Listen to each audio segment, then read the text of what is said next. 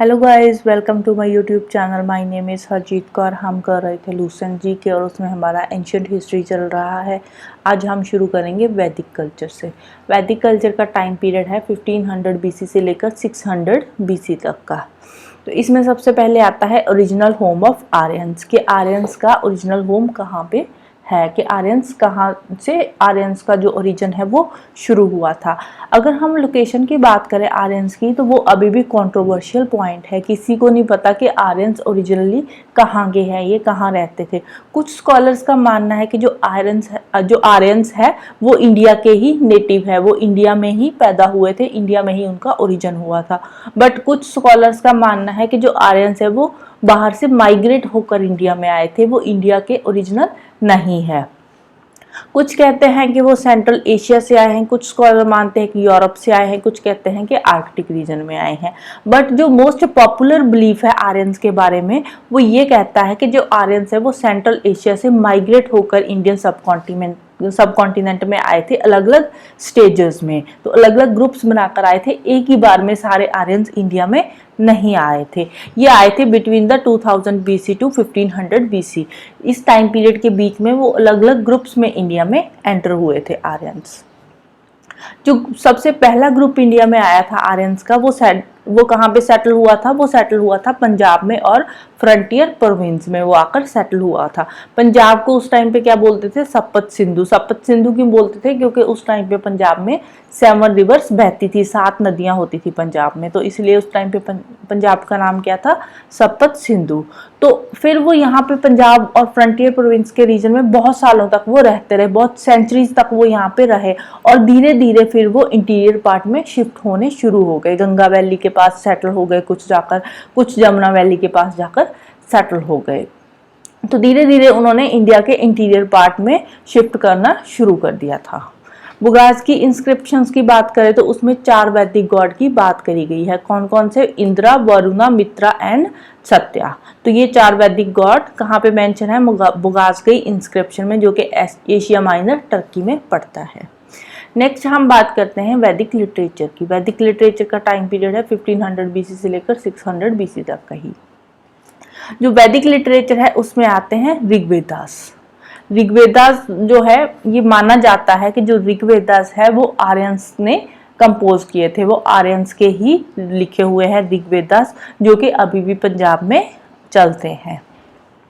जो वैदिक लिटरेचर है उसमें 4 लिटरेरी प्रोडक्शंस की बात करी गई है। कौन कौन से हैं? सामहितास और वेदास, ब्राह्मणास, 3rd है अरण्यकास, 4th है उपनिषद्स। वैदिक लिटरेचर फिर धीरे धीरे ग्रो हुआ, आगे generation to generation pass on होता गया। अब वैदिक लिटरेचर की बात क्या थी कि ये कहीं पे भी रिटर्न नहीं था, वैदिक लिटरेचर ओरल ही था। जनरेशन टू जनरेशन जो पास होता था वो ओरली ही पास होता था। जैसे कि एक जनरेशन है वो अपने बच्चों को बोलकर वैदिक लिटरेचर सुना देते थे, फिर वो आगे अपने बच्चों को सुना देते थे। तो ऐसे जो वैदिक लिटरेचर था वो ओरली आगे पास ऑन होता गया। तो इसीलिए जो वैदिक लिटरेचर है इसको क्या बोलते हैं? श्रुति। श्रुति मीन्स टू हियर, कि जो बच्चे होते थे वो वैदिक लिटरेचर को सुनते ही थे, उसको कहीं से पढ़ते नहीं थे। वैदिक लिटरेचर की और इम्पोर्टेंट बात क्या है? ये है अपुष्या। अपुष्या का मतलब क्या होता है कि ये किसी मैन ने क्रिएट नहीं किया हुआ, ये गॉड गिफ्टेड है वैदिक लिटरेचर। तो इसलिए इसको वो क्या बोलते थे? नित्या। नित्या का मतलब होता है एग्जिस्टिंग इन ऑल एटर्निटी, ये हर जगह ही एग्जिस्ट करता है वैदिक लिटरेचर। तो इसमें 4 वेदास की बात करी गई है। कौन कौन से वेदास है? ऋग्वेदा, यजुर्वेदा, सामवेदा एंड अथर्ववेदा। पहले क्या थे? जो 3 वेदास ही होते थे। जो अथर्ववेदा था उसको वेदास की कैटेगरी में नहीं डाला गया था, अथर्ववेदा को वेदास की कैटेगरी में बाद में डाला गया था। तो जो पहले 3 वेदास होते थे उनको बोलते थे वेदात्रयी और ट्रियो ऑफ वेदास। जो 4 वेदास है, आउट ऑफ दिस 4 वेदास सबसे पहले हम बात करते हैं ऋग्वेदा की। ऋग्वेदा का मतलब होता है कलेक्शन ऑफ लिरिक्स। ये वर्ल्ड के सबसे पुराना वेदा है, ओल्डेस्ट टेक्स्ट है, इसीलिए इसको बोलते हैं first testament of Mankind. Rigveda में 1028 हाइमन्स है और इसमें 10,580 वर्सेस है और इसको 10 मंडलास में डिवाइड किया हुआ है। मंडलास मीन्स चैप्टर्स में डिवाइड किया गया हुआ है। तो इसमें जो 6 मंडलास है सेकंड से लेकर जो आगे वाले मंडलास है उसको बोलते हैं गोत्रास और वंशा मंडलास, जिसको कुला ग्रंथ भी बोलते हैं। और इसका जो फर्स्ट एंड 10th मंडलास है वो बाद में ऐड करे गए थे। फर्स्ट और 10th मंडलास पहले नहीं थे, ये सेकंड से ही स्टार्ट होता था। तो फर्स्ट और 10th मंडला इसमें बाद में ऐड करे गए थे। जो 10th मंडला है उसमें जो फेमस पुरुषुक्ता है उसके बारे में एक्सप्लेन किया गया है, और साथ ही 4 वर्णास की भी बात करी गई है। कौन कौन से वर्णास होते थे उस टाइम पे? ब्राह्मणा, क्षत्रिय, वैश्य एंड शूद्रास। जो ब्राह्मणा होते थे वो हायर कास्ट के होते थे। तो ऋग्वेदा के जो हाइम्स है उनको कौन रिसाइट करता था? उनको रिसाइट करता था होत्री। होत्री क्या होता है? होत्री एक तरह का प्रीस्ट ही होता है। उस टाइम पे जो ऋग्वेदा को रिसाइट करता था प्रीस्ट, उसका नाम रखा गया होत्री, उसको होत्री बोलते थे। फिर सेकंड बात करते हैं यजुर्वेदा की। यजुर्वेदा होता है बुक ऑफ सैक्रिफिशियल प्रेयर्स, ये एक रिचुअल वेदा है। इसके जो हाइम्स है वो कौन रिसाइट करता था? वो रिसाइट करता था अध्वर्युस। ठीक है, जैसे इसके हाइम्स को रिसाइट करता था होत्री, इसके हाइम्स को रिसाइट करता था अध्वर्युस। इसको 2 पार्ट्स में डिवाइड किया गया था, कृष्ण यजुर्वेदा एंड शुक्ल यजुर्वेदा। तो इसके जो फर्स्ट 2 वेदास है वो वर्सेस की फॉर्म में है, और जो बाकी के हैं वो प्रोस की फॉर्म में है। तो ये मतलब कि जो यजुर्वेदा है वो वर्स और प्रोस दोनों में ही है। वर्स का मतलब क्या होता है? वर्स का मतलब होता है कि पोइट्री की फॉर्म में है, एक कविता की फॉर्म में है। प्रोस होता है कि एक ऐसे टाइप कुछ बहुत बड़ा सारा लिखा हुआ है। तो ये वाला जो यजुर्वेदा है इसमें वर्स और प्रोस दोनों ही आते हैं। जो पहले 2 है इसमें 2 पार्ट्स हैं वो वर्सेस की फॉर्म में है, और तीसरा है प्रोस की फॉर्म में। नेक्स्ट बात करते हैं सामवेदा की। Samaveda means book of chants. इसमें 1549 वर्सेस है। सारे के सारे वर्सेस ही इसमें 75 को छोड़कर बाकी के जितने भी वर्सेस है सारे के सारे वर्सेस ऋग्वेदा से लिए गए हैं। सामवेदा के जो हाइम्स है उनको रिसाइट करता है उद्गात्री। ठीक है, तो अभी सबका नाम अलग अलग रखा गया है। ठीक है, जो ये होते कौन है? ये एक तरह के प्रीस्ट ही होते हैं और कुछ नहीं होते, तो इनके अलग अलग नाम रखे गए हैं कि जो सामवेदा को रिसाइट करेगा उसको बोलेंगे उद्गात्री। तो ये वेदा इंडियन म्यूजिक के लिए इंपॉर्टेंट है।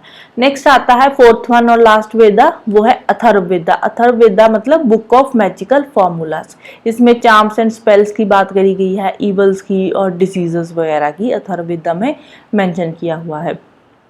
बहुत टाइम तक अथर्ववेदा को वेदास की कैटेगरी में इंक्लूड नहीं करा गया था, बाद में काफी टाइम बाद में जाकर अथर्ववेदा को वेदा की कैटेगरी में इंक्लूड करा था।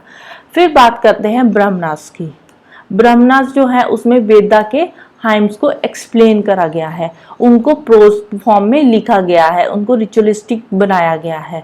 तो ब्रह्मा का मतलब क्या होता है? ब्रह्मा का मतलब होता है सैक्रिफाइस। तो इसमें बहुत सारे सैक्रिफाइसेस की बात करी गई है, रिचुअल्स को डिस्कस करा गया है ब्रह्मनास में। तो जितने भी वेदास हैं हर वेदा में बहुत सारे ब्रह्मणाज उनके साथ अटैच्ड है। अब कौन से वेदा के साथ कौन सा ब्रह्मणा अटैच है वो हम अभी देखते हैं। सबसे पहले आता है ऋग्वेदा। ऋग्वेदा में कौन से ब्रह्मणास आते हैं? ऐत्रेय एंड कुशत्तकी, जिसको सांख्या भी बोलते हैं। फिर आता है यजुर्वेदा। यजुर्वेदा के साथ आता है शतपथा जो कि ओल्डेस्ट एंड लार्जेस्ट ब्रह्मणा है, एंड तैत्तिरीय। फिर आता है सामवेदा। सामवेदा के साथ आता है पंचविशा जिसको कि तांड्या महाब्रह्मणा बोलते हैं, छंदविश, छंदयोगा, जैमिनी, ये सारे आते हैं सामवेदा के ब्रह्मणास। फिर आता है अथर्ववेदा। अथर्ववेदा का ब्रह्मणा आता है गोपथा। आज का जो लेक्चर है इसमें ऐसा कुछ समझाने वाला नहीं है, बट ये वाली कुछ चीजें हैं जो कि थोड़ा सा ध्यान से पढ़नी है, इसको याद करना है, क्योंकि कौन से वेदा के साथ कौन सा ब्रह्मणा अटैच है ये भी पूछा जा सकता है। ऐसे छोटे छोटे क्वेश्चन इसमें से बनते हैं, बहुत ज्यादा बड़े क्वेश्चन इसमें नहीं बनेंगे। या कौन से वेदा में कितने हाइम्स है, कौन से वेदा को कौन रिसाइट करता है, ऐसे क्वेश्चन बन सकते हैं। तो वो सारी चीजें थोड़ा ध्यान में रखकर इसको पढ़ना है। फिर आता है वर्ड अरण्या। अरण्या का मतलब होता है फॉरेस्ट। तो फॉरेस्ट जो टेक्स्ट है उनको बोलते हैं अरण्या। क्यों? क्योंकि उनको मेनली जो लिखा जाता था वो जंगल में जो स्टूडेंट्स और हार्मिट्स रहते थे उनके लिए इनको लिखा जाता था, इसीलिए इनका नाम पड़ गया अरण्या। तो अरण्यका का मतलब क्या होता है? अरण्यका का मतलब होता है फॉरेस्ट टेक्स्ट। और अरण्यका में कौन कौन सी चीजें आती हैं? इसमें ब्राह्मणास का ही कुछ पोर्शन इसमें मेंशन किया होता है अरण्यका में। फिर बात करते हैं उपनिषद की। उपनिषद से एक फिलोसफिकल टेक्स्ट है, उनको वेदांता भी बोला जाता है। जब वेदास आए, वेदास के बाद उपनिषद आए थे, तो टोटल 108 उपनिषद है। बृहद्रंग का सबसे पुराना उपनिषद है। नेक्स्ट बात करते हैं वैदिक ट्रेडिशन के लिटरेचर की। जो वैदिक ट्रेडिशन का लिटरेचर है उसको 6 लिटरेरी वर्क्स में डिवाइड किया हुआ है। कौन कौन से है?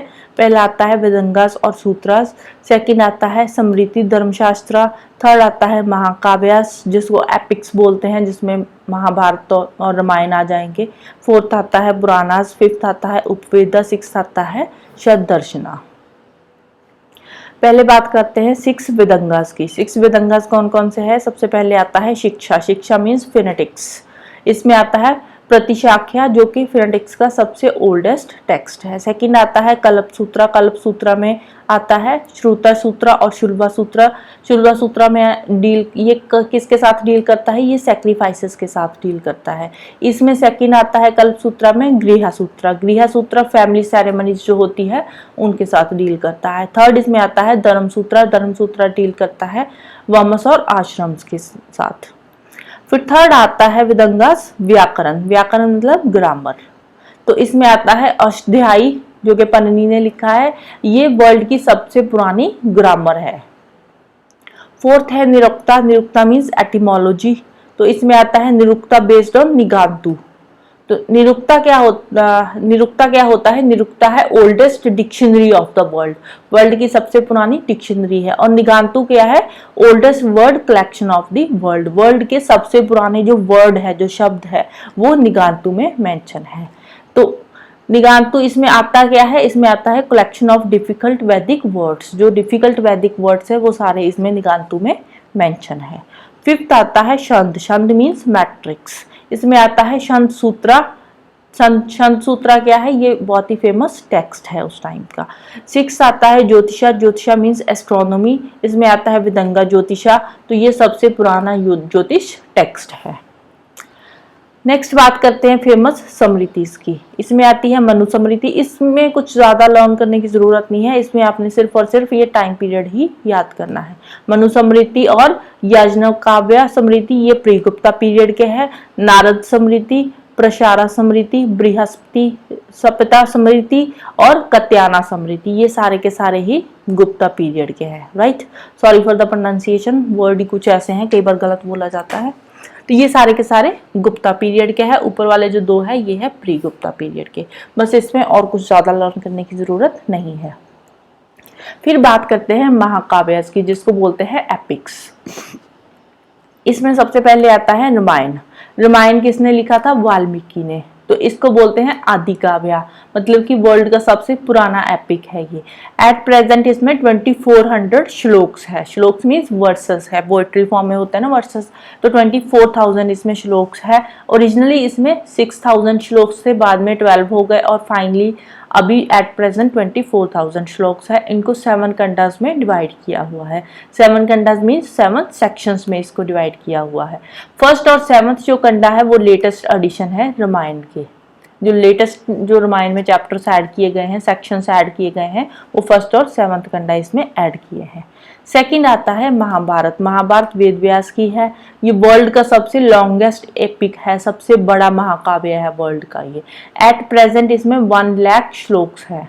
तो इसको 18 परवानाज में डिवाइड किया हुआ है। परवानाज मीन्स चैप्टर्स में डिवाइड किया हुआ है। प्लस इसमें आता है हरिवंशा सप्लीमेंट।